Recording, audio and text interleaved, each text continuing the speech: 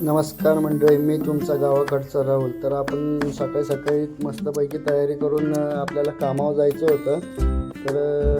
कामावर जायचं होतं. त्याच्यानंतर मी बघा माझ्या सामानाची थैली घेतली आणि निघालो होतो कामाकडे. थैली घेतली, पुढे थैली ठेवली, गाडीची चावी राहिली होती, गाडीची चावी घेतली, थैली गाडीला लावली आणि गाडी काढून निघालो कामाकडे जायला. तर बघा गाडी स्टार्ट केली, गाडी स्टार्ट करून मी निघालो कामावर जायला. तर आपल्याला आज जायचं राजूभाऊ गीते यांच्या कामावर. तिथं वायरिंग करायची होती आपल्याला. तर बघा मित्रांनो, पुढे ब्लॉगमध्ये काय काय होतं काय काय नाही. तर आपण निघालो आता गाडी घेऊन जायला. गाडी थांबून गेली होती कारण दणका लागला होता गाडीला, कारण खड्डा झालेला आहे तिथं खूप मोठं पाणीने.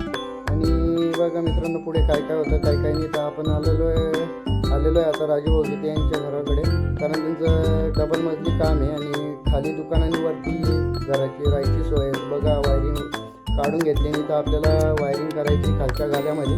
मामा होता सोबत, राहुल होता सोबत. वरची वायरिंग झालेली. बघा राहुल तिकडे स्प्रिंगनी वायर ओढतोय आणि मी इकडून लोटत होतो.